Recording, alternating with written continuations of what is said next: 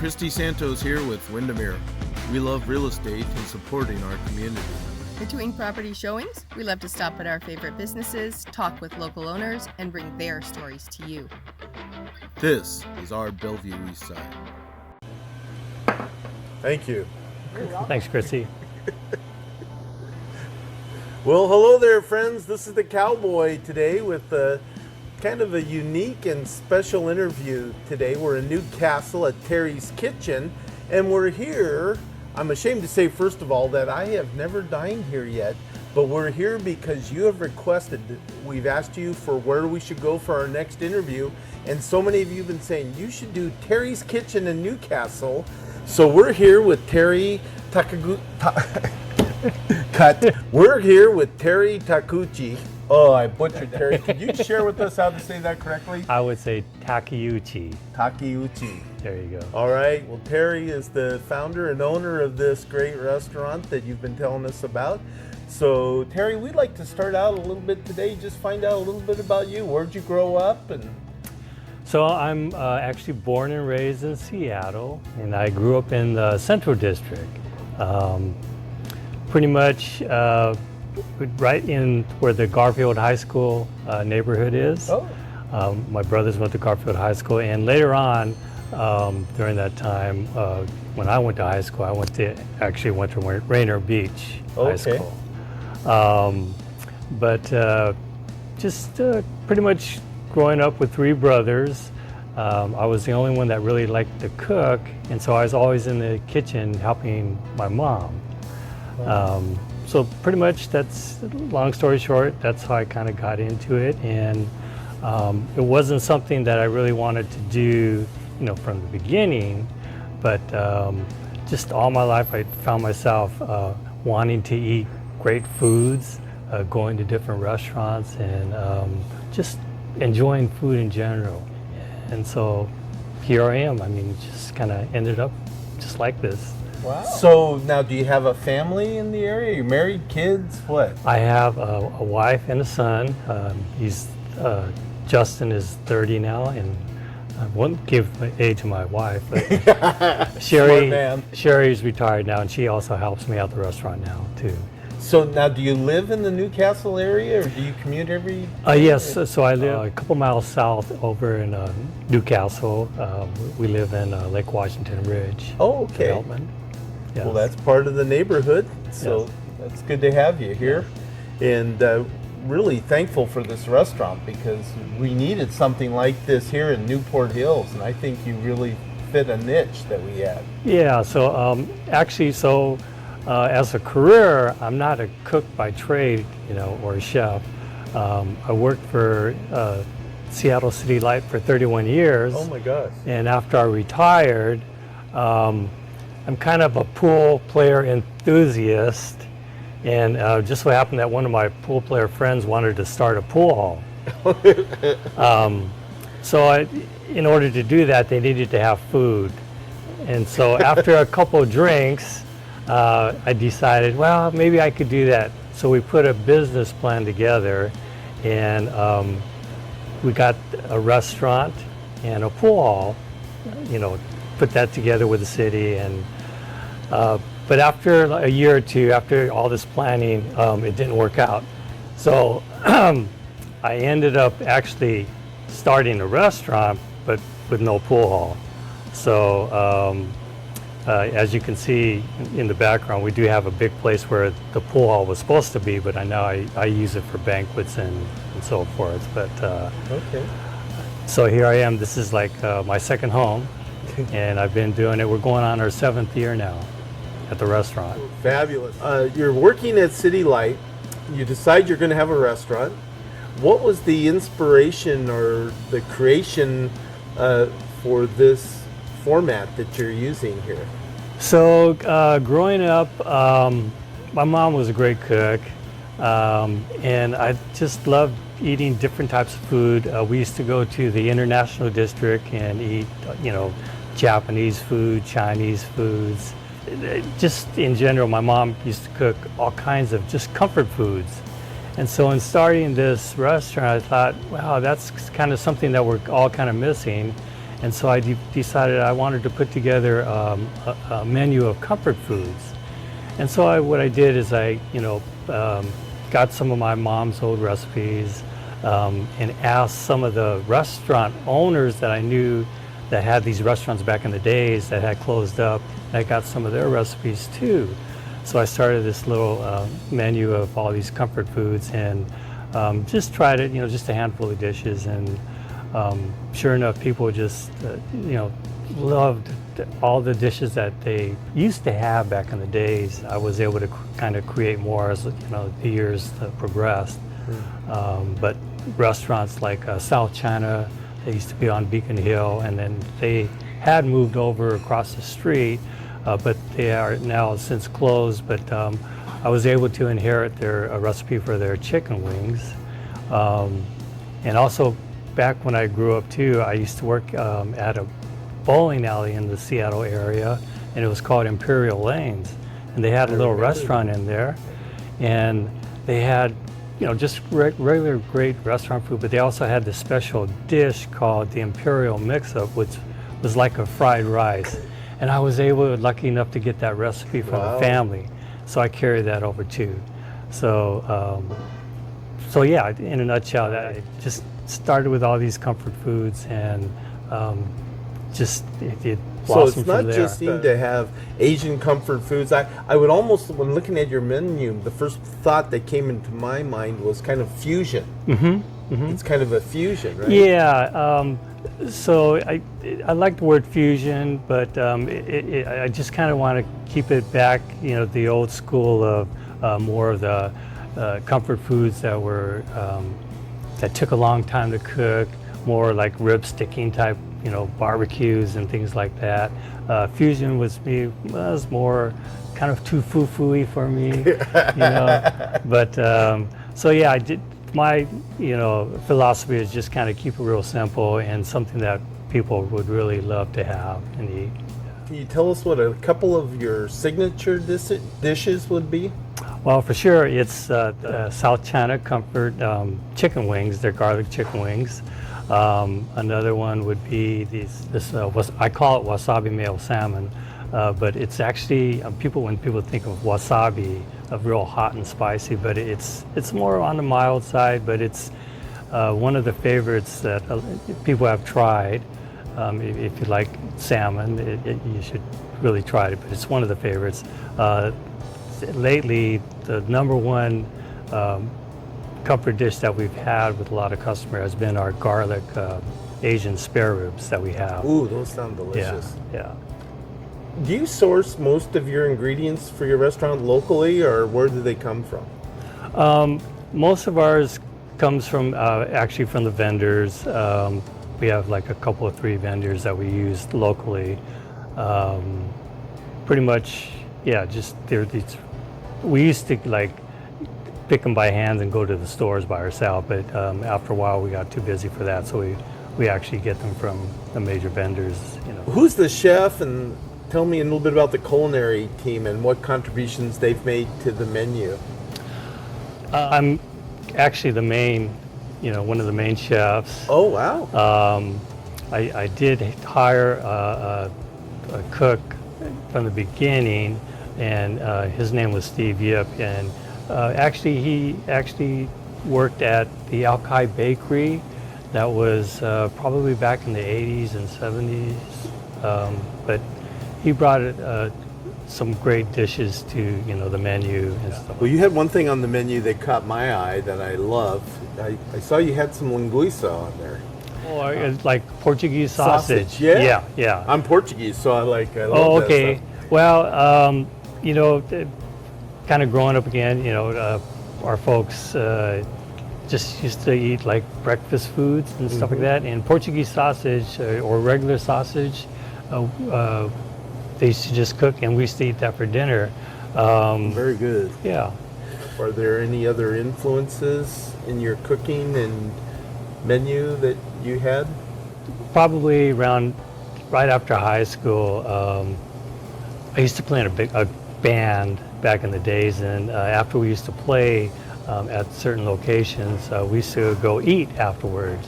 And one of our favorite places to go was 13 Coins in Seattle. And I can always remember loving to sit in those big chairs at the counter. And actually my favorite dish that they would always make would be crab meat masticciali supreme. I don't know if they called it that, but it was one of my favorites. And every time I go, I watch them make it. And so after, a while, I would go home and try and replicate it. And, I'm sure it wasn't the exact same, but boy, as long as it had the pasta, the white sauce, and the crab meat, oh, it was great. Yeah. Nice. Yeah. So how would you describe the overall atmosphere and ambiance of the restaurant? Well, I just always wanted to, if I was going to have a place, wanted to be very comfortable, just very welcoming, okay? So I would always try and make it a place that if it was my home, I would treat you as, my guest. And so I just wanted to have a real nice place for people to come to and enjoy themselves. And I think I've done that so far. Luckily, it's big enough now that we can have bigger banquets and actually pool leagues and things like that. But that's just, I always wanted to treat people the way that I wanted to be treated. Just make it comfortable for everybody. I think you're doing a good job of that. Thanks. The night I came in to meet you, you were packed and everybody was having a good time. And yeah. So I'll let you, can I tell you this one story though? Yeah. So back in, when I grew up in the central area, I was on a Little League baseball team, and we played at the Garfield High School, playfield.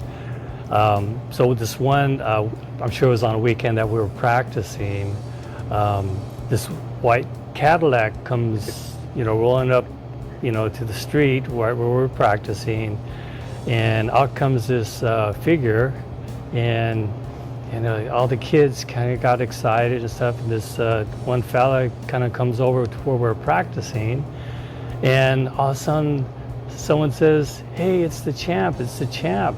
And it was actually Cassius Clay at the time. Oh my gosh. And, I forget what he was in town for at that particular time. Muhammad Ali, for those of you that were born later. So he comes over, and at the time I'm a pitcher. And so he wants to hit some balls. And so I started to pitch to him, and crazy me, I'm trying to strike him out. I'm throwing curveballs, and he's swinging and he's missing. And then after a few more pitches, my coach decides to give me the hook, which I thought about it. It was great. And so he started pitching to him and letting Cassius Clay hit the ball, Muhammad Ali hit the ball. And he was having a great time. But I always remember that. And just recently, I had a few of my friends that used to play on the Little League baseball team. They actually came in. And we were talking about that incident, and then once it came up, I couldn't believe, I hadn't talked about it in a long time, because I always thought it was just a dream. I mean, this is like about, 50 years ago or so, but it actually really happened, and to me, that was just one of the highlights of my life, actually. Yeah. Wow. Yeah. One thing in viewing your website is saw that you kind of have a way of plugging into the community, not just locally, but kind of more globally. I saw you had donations for the Maui Strong Fund. Can you tell us a little bit about that and how that came about? My wife's uncle actually lived on Maui, and but he didn't really get affected. He lived actually in Kihei, and him and his son were there at the time, but they got to safer grounds, so they really weren't affected. But boy, just it was so devastating that we just kind of wanted to do something to help. And since we have our website and stuff, and we know a lot of people in the community and stuff like that, we decided we'd do a little bit of fundraising for them. I do have a fellow by the name of Michael Chikamura who actually handles our website. But yeah, so anyway, Michael was able to put together some promotions so that we could actually do some fundraising for Maui. But yeah, without his help and stuff like that, he does really good work with our website. We do actually have like live entertainment, and we do that usually the fourth Saturday of every month. So yes, if you look at our website, we usually will advertise maybe a week or two out. Umami, who with band plays jazz music, Justified, and the OBGs, they play like R&B, great dance music. But so look forward to every fourth Saturday of the month. We usually have like a band playing. Yeah. So I saw the advertisements and the posters out front for Umami on this month for October. Yes. And what did I see on the website? It was like $20. Is that a cover charge, or is there food with that? What's... Yeah, mainly it's just a cover charge. Okay. And then most of that proceeds will go to the band. Yeah. Okay. Yeah. Well, the night I came in, you had a nice band in there, and people were sure they cutting her out. Do you have any specialty drinks or things like that you offer? Do you carry wines, beers? And... Yeah, so we actually have a full bar. Mm-hmm. So we do have like beers on tap. Yeah, talk about specialty drink. There is another great dessert drink that we do serve, and that came from Imperial Lang's back in the days. And it was actually called the Green River back in the days. What we did, we changed the name to the Lime Freeze. So basically it's a Lime Freeze now. But what do you believe sets your restaurant apart from dining options in the area? I think maybe just having a lot of comfort foods. I know that there's hamburger joints around, there's teriyaki places, but I think just maybe having the special dishes that take a little bit longer to do, like we do smoked prime rib. That probably takes a little bit longer to do. Some stews, that might take a few hours. I think it's just more on the comfort size versus like, the quick and dirty type foods. Yeah. And so we welcome, fully with smiles and open arms. Give them the best food that we can put out. Just have a great time. Everybody that I'm talking to absolutely loves the food here. They love coming here. They say it's very enjoyable. So whatever you're doing is working. So I would say keep it up. Oh, thank you. I appreciate that. Yeah. So what have been some of the challenges you faced running a neighborhood restaurant, and how have you overcome those? Yeah, lately we have been running into staffing issues, no doubt. Yeah. So you've been here 7 years. Correct. So you survived COVID. Yes. Client participation in the restaurant at that time, was it off? Oh, it was, sure, COVID hit everybody. And luckily, I was more in a neighborhood. The restaurant was more neighborhood versus being downtown. Had I been downtown, I don't think it would have survived. Yeah. But luckily, being in the community, the neighborhood people were great, family and friends, even people in Seattle came over to support it. At that particular time, we were only doing takeout, but man, the support was overwhelming. It just helped carry us for the next year.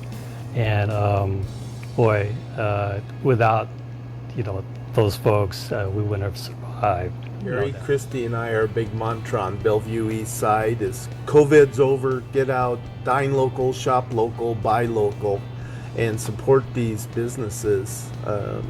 And it's so important to have a restaurant like Terry's Kitchen in the neighborhood that offers a good quality product, especially that comfort food when you need it the most. And it's just right there for you. So come on out, support them, and take a taste. I know that Christy and I are going to come back, and there's a few things on the menu I already got picked out. So if any of my customers have any dishes or referrals or great recipes that they'd like to share, I'm all open for that too. You get a nice smoker out there, maybe the cowboy will come up and do smoking some meat for you, some brisket, that'd be great, ribs, Dan. and stuff like that. Oh, for sure. Yeah. Learning all the things that you've learned in the last 7 years from opening this restaurant, is there anything that you would share with an aspiring restaurateur that wants to open a place? What would you tell them to watch for, things to do and not to do? Surround yourself with great people. Just remember you can't do it all by yourself, and that just worry about things that you can worry about and control what you can control, but and do the best you can. And I think people would really appreciate that. And you know, you put a lot of love into what you do, it returns, you know, 1,000 times over, no doubt. Is there anything you'd like to share about Terry's Kitchen that I didn't ask and that you think people should know about your restaurant? One thing for sure, if you just want to come, relax, have a good time, feel comfortable, eat some great food, just come, yeah. And hopefully if I'm around, I'll be able to welcome you, you know, with open arms and a big smile. Well, Terry, it's sure a pleasure to meet you and learn a little bit about your restaurant, and to let you know, Christy and I will be coming back here to try some of this fine food that we've been hearing about. So we're really looking forward to it. Just remember, we're closed on Mondays. Well, won't be today then. Yeah. But Annie's in there making desserts, so we might have to come back tomorrow and try one of her desserts. Oh yeah, for sure. She makes a lot of our pies, and she also makes this really nice apia cake. Apia cake? Yeah, it's a white cake with let's see, coconut cream on it. Well, now you're talking. We love coconut. Oh, you'll love this cake. Yeah, for sure. Apia. We're going to be getting the apia when we come back. So that sounds really good. Well, Terry, thank you so much for your time and sharing a little bit about your restaurant. And we'll look forward to seeing you in here. Well, great. Thank you. All right. Thank you, folks.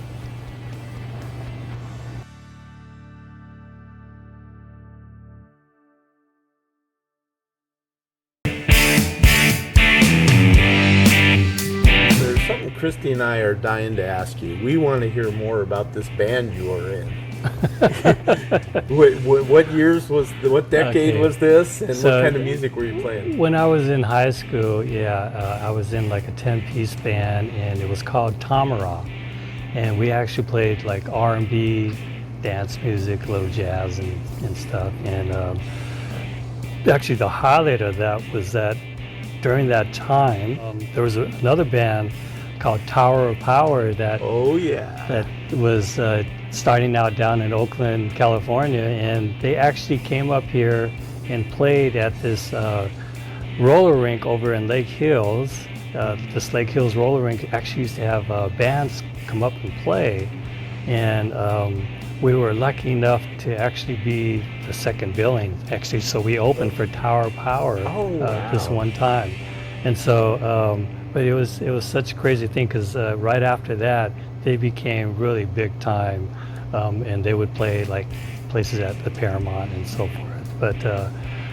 one of the craziest things. You're close to making it big. I remember my first concert I went to was at the Seattle Center, Grand Funk Railroad. Oh, okay. But the warm-up band was Billy Preston. Oh, wow, that's great. We'll go around in circles. And he went on to be big, and Grand Funk kind of faded out a little bit there, but that was a great experience. Oh, man. So you were close just like I was. Well, you mentioned Garfield earlier. My mom went to Garfield High School. Oh, is that right? And in her class, graduating with her, was Quincy Jones. Oh, yes. Yeah, so she knew Quincy Jones. Yes, actually I had some good friends that were really good friends with his brother, Richard Jones, who his brother actually became a judge. He was a local judge. Wow. But I never got a chance to meet Quincy, but he was a little bit older. Yeah. But I do remember the name, back then for sure. Yeah. So now in this band you were playing in, what instrument were you playing? So I was in a horn section, and I actually played trombone. Give it to me right here. I'm a Okay. trombone player. Oh, too. you are? Yeah, I Oh. played in the Kit Meridian Jazz Band. Oh, is that right? Yeah. Wow, that's great. We played a lot of the Tower and Power, like to do Chicago stuff, but mostly big band sounds and stuff like that. Oh, wow. Yeah. Oh, no, Seventh position was my favorite position, with the girl sitting in front of me to be a little bit of an irritant. And then I'd love to make the spit sound coming out. oh, of it. yeah. Wow, that's great. We Trombone? have something in common There there. you go. You got Now I a know little- where to get some lessons. Oh, not from me. You know, my daughter laughed at me. She's 13, I think, when she's about 6. I pulled my trombone out, and I hadn't played in 15 years. And I played for 5 minutes, and it looked like Cassius Clay hit me in the mouth. My embouchure swelled up, and Oh, yeah. Oh Yeah. my gosh, that was awful. Oh, wow. Yeah, it was that's really something. awful. So, but music is a really good thing. Yeah, for sure. For sure. And Seattle's had such a rich history of music. 'Cause not only was Quincy Jones from here, but then you had Kenny G from. He went to Franklin, I Yes, think. he did go to Franklin. Yeah. Yeah. And then, of course, all the grunge stuff that we have with Kurt Cobain and those people. Yes. Seattle's been trendy For sure. with the Yeah, music stuff. No doubt. Yeah. We're not as sleepy as people think we are, right? Well, I'm going to bring Christy up to listen to some music that you mommy, because Yes. Yes. I saw you had like sax and horns and Yes. stuff in there, and I just love that stuff. Yeah, you would enjoy them very Yeah. much. It actually, as a matter of fact, the trumpet player who put this band together used to play in Tom Morello back in the days Oh too. my gosh. So he's one of the original members. Yes. So you've known him for quite a while. Oh yes, yes. His name is John Sakura. Yes. John Sakura. Yes. Okay. Wow. What were your favorite things to do growing up in the, let's see, Rainier Beach? So you were right there in the heart of the hood. Well, let's see. Aside from getting in trouble, back in the days, we really we didn't have any transportation, and so we would walk to every place, or actually ride a bike.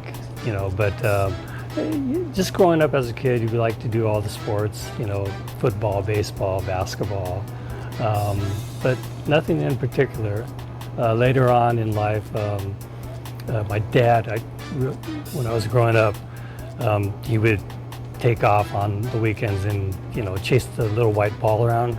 It was kind of golf, but growing up as a kid, man, that was an old man sport. But here I am, I'm playing it now. So. Oh, really? Yeah. Well, we'll have to have a little Newport Hills golf outing. I know that Ken, the owner of the Mustard Seed, plays, and Brett, the manager for Barry over at the Chevron, play. Oh, okay. Yeah, so yeah, we'll have sure. a little Newport Hills action over here. So I told Ken this joke. I said, my friends don't golf with me because I wear 2 pair of pants when I golf.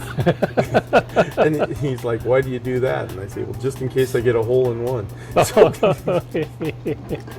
Oh, have you had a hole in one? I've never had one yet. The closest I came was about 1 inch from the cup.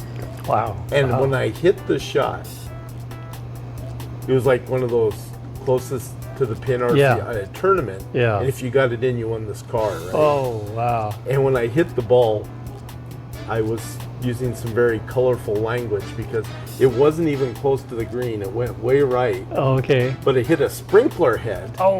And it bounced towards the green, and it got on the back side of the green, and it was still about 50 feet from the hole. And it started rolling, and it just kept curling and bending and going right down to the cup and 1 inch away. Oh, wow. If I would have won the car on that shot off that sprinkler head, I would have gone to Vegas or something. Oh, that would have been an amazing fantastic. shot. So, Can how I ask about you a question? Wow. Yeah. Did you make the putt? I No, did. Oh, good, good. Everybody wanted to give me, but I said, just to be safe after the sprinkler head, I'm going to tap it in. It was only an inch. Have you had a hole in one yet? I never have yet. Oh, no, okay. close. Actually, it was kind of funny, but this year, it was on a par 3, and it was kind of over water. So my first shot, I actually hit it into the water, and they had this little drop area about 50 yards, a little further up. And so from there, I actually hit it into the hole. So I had almost a hole in one, but Yeah. Never had a hole-in-one though. Yeah. Yeah. I used to play in a little golf league with some professional people, Oh. and the two big courses that we played all the time were Jefferson and West Seattle. Oh, okay. And I really like that Jefferson golf Oh, yeah, course. yeah. It's a nice little When I first course. started playing, that's what we used to play all the time. Yeah. Jefferson Park. Yeah. Wasn't that their claim to fame there? Fred Couples. Fred Couples. Yeah, That's yeah. what I was going to say. He was there. Oh yeah. And he came back and gave a lot to the community for the golfing up there at Oh, yeah. Jefferson, right? Right, So, right. Yeah. He was, a few years younger than us, but yeah, he was fantastic. I have friends that actually got to play with him. But here's this 13-year-old kid, winning all the men's clubs tournaments and things, and just hitting the ball a ton. Mhm. But they always knew that he was going to be fantastic, and sure enough, yeah. Sure enough, yeah. he was. He was amazing. So what courses do you like to play nowadays? Usually we kind of stay locally, and I've been playing like Riverbend or Oh, down in Kent. yeah, Uh-huh. and Auburn Golf Course, and Yeah. sometimes Bellevue Muni. Yeah. Bellevue Muni. Mhm. Have you ever played the Newcastle course? Oh, once in a while, yeah, for sure. I Yeah. go there when it's paid for. Well, In business, I had I a lot must of say people that- take me up there, right? So when I saw the price tag on that, I said, "Oh, okay, I'd rather play Bellevue Muni." no, I know what you mean, but it's a great course. Yeah, It is fantastic a great course. view. The view is Oh, no. spectacular, Yes, right? no doubt. Yeah. And it's only a few minutes away. You know that I was there. They had like some kind of a seniors open or something up there, and I saw Freddie Couples lose it up there. Oh, really? You know, it was going up the hill back towards the clubhouse, and he used a pitching wedge. He was about 120 out, and it was uphill. And I thought, oh, well, he's really strong. I guess he can get it there. Well, he actually hit it like 5 feet past the pin. Oh, okay. But he had so much spin on it, it started rolling. It rolled off the green, it rolled all the way down the hill, and it went 10 feet past where he was at. Oh, And you could tell he was upset, right? yeah, yeah. So he's a little bit farther, so this time he takes like a 9-iron out. Same thing happened. It rolled down. All of a sudden, he lost all his composure. Really, Oh, he was cussing like a sailor. really. And the ball came back down to where he was at. Oh my gosh. It was pretty funny because I've had those days, right? Sure. I can't remember where I was at, but I had a long putt. It's like 50 feet and it was like uphill, and it went up there and it got close to the hole and it died and it started rolling back down towards me. And I'm like, ah. Very frustrating. Very frustrating. Well, it just wasn't his day. Yeah, Wasn't yeah. his day. Yeah, it happens that way sometimes.